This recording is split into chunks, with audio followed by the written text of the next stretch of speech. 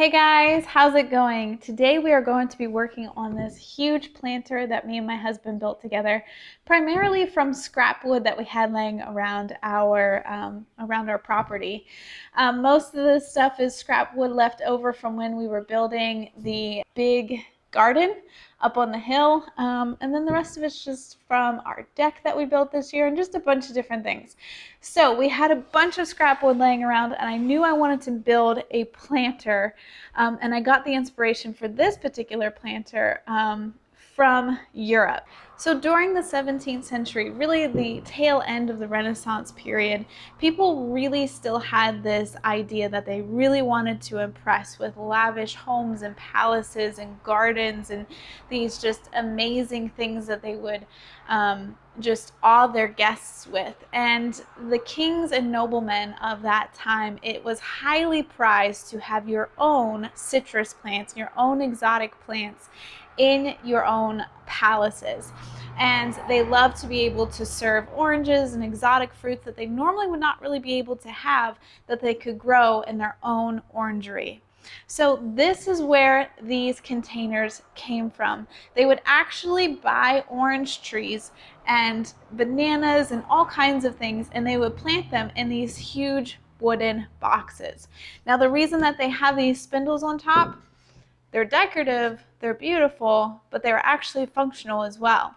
They would use these to drag these giant wooden boxes with horses from out in the beautiful gardens, the Renaissance gardens, into the big orangeries, which were essentially these huge greenhouses that were just absolutely over the top, opulent, and gorgeous, of course. Now, the most famous example of this is actually at Versailles. Versailles has these gorgeous gardens where you can see these boxes, these giant wooden boxes. Most of them are green with these gorgeous trees growing inside of them. And Versailles is one of the most famous places we know of that has these incredible orangery where they have these beautiful gardens with these huge wooden boxes filled with beautiful trees like orange trees and banana trees and all kinds of things. And they would bring them out into the garden during the summer, and they would pull them back into the orangery during the winter months. Now, me being a sucker for anything that has great history or a great story behind it, and absolutely gorgeous and stunning and stately, I fell in love with these as soon as I saw them. And I knew I had to try to make my own because there was no way I was shipping orangery boxes all the way from England. So before we stain this piece, I'm going to run my sander over all of those spots where I added the wood filler just to make sure that it is nice and smooth. And then we are going to be staining this beautiful box ebony. I'm so excited. Traditionally, these boxes are green or maybe like a cream color or something like that. But because of where I want to put this, I think black is going to stand out and look incredible. So this box is actually built to a specific size to go right between my two garage doors, which we're in my garage right now. It's going to be going right there outside. And I built it so that it's just a few inches smaller than that space between my two garage doors. It fits perfectly. It's going to look gorgeous. I'm so excited. But my garage is a very light color, and I wanted something to really pop off of that light color and show up and be a statement. And I think this box is definitely going to do it. So we are going to be staining it black first. Hopefully one coat. I'm not sure yet. We're going to have to see how the stain takes and what it looks like after one coat is dry. And then we are also going to be doing a protective layer over top, and this is a matte finish. So this has no shine to it, no sheen whatsoever, and that's what I wanted. I wanted this to have a very matte finish, so that's what we're doing.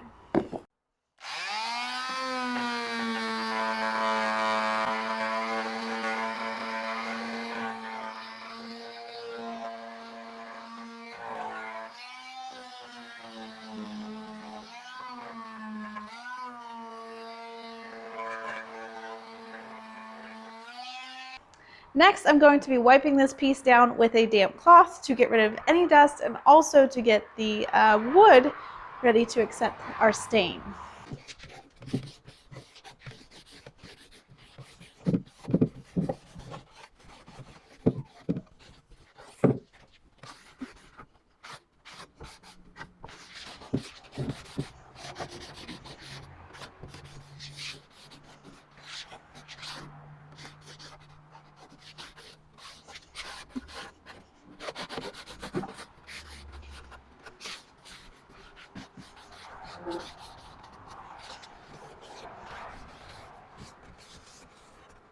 Okay, now that my piece is all wiped down, it's time to put on some gloves and stain this. So I'm going to be using an old t-shirt that I just cut up, and I'm going to be using that to apply my stain today.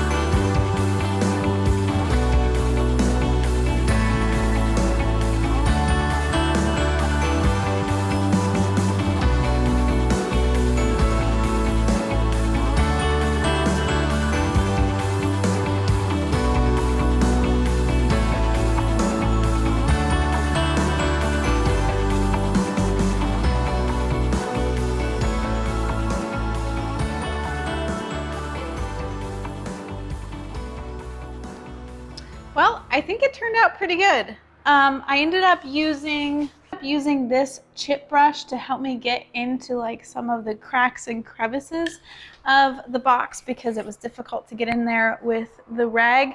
And certain parts of wood, or certain pieces of wood, I guess I should say, took the stain better than others, which I was kind of expecting but hoping for the best. I did give this entire piece a light sanding before I ever did the puttying and that type of thing, the wood filler. So I was hoping that that light sanding would kind of give everything sort of a similar base to put the stain on. But really what we're dealing with here is really old wood, new wood, wood that's been sitting outside, wood that's been undercover, wood that I have no idea where it came from. And so because of that, certain pieces of wood just took the stain really well, and some of it, the grain of the wood came through a lot, just different things like that. So I think I'm going to go over this again in certain spots with a second coat just to kind of even out the finish on it, and we're gonna have to let this completely dry, and then we will be back to put the sealer on it. Hey guys, it's the next day. So I wanted to sleep on the decision of whether I wanted to stain this a second coat or not. And I think I've come to the decision that I don't want to. There's a couple of areas where it didn't hold the stain as well as I wanted it to, and where some of the wood grain came through. But I kind of love the overall look at it when I stand back and look at it. When I get like really close at it and start to nitpick, I'm like, I'm not really sure if this is what I want. But whenever I stand back and look at it, I think it's gorgeous. So we're gonna leave it as is. And today we are going to add the top coat. So this is a polyacrylic by Minwax, not sponsored. This is a matte finish, and I'm going to be applying this with just some regular old foam brushes today. So this should be pretty easy. This is a water base. This is a super fast drying top coat. It says that you can recoat in 2 hours, which I will probably do at least 2 coats on this piece. I won't show you all that. I'll just show you the first coat now. And then probably going to be a separate video. I found some things that I want to put in it. My goal was to get this planter done and to get it planted up before winter because I want to do some beautiful Christmas lights and things on it. So I found a tree, I found some things, and I'm excited to get it planted, but that will be like part 2 of this video, I think, planting up this beautiful box.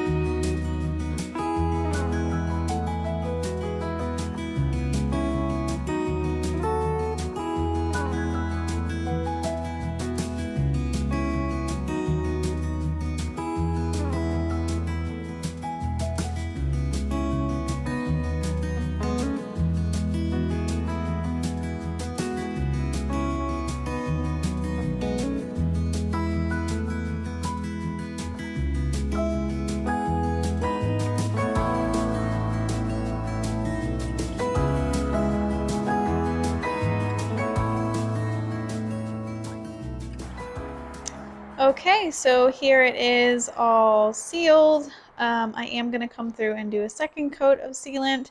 So before I put the second coat on, I'll go over this with a light grit sanding paper just to make sure the finish is nice and smooth. Although on like some things this is not going to matter as much because we are dealing with some pretty rough lumber here, as you can tell. And this first coat that I put down on this first side that I started with is already dry, so that's super cool. I also am going to finish tacking in my plastic here to the inside now that I have the sides all painted and done. I will finish stapling that in, and then in the next video we will be filling this, putting it in place, and planting it. So I'm super excited about that. Well, guys, that's going to be it for this video. I hope you guys enjoyed it, kind of getting to see something a little bit different, and building this planter box with me. Well, not building it, but watching me stain it and paint it and talk about it a little bit. If you guys are interested in seeing like plans for this type of thing, let me know. I thought about trying to do like a post or something where I kind of broke down how we built this and maybe a cut list and things like that, some blueprints, something like that. I don't know exactly what it would look like, but if you guys are interested in seeing something like that, let me know. I will see what I can do and see if I can get something ready for you guys. And yeah, that's it. So I hope you guys enjoyed this video. We'll see you in the next one.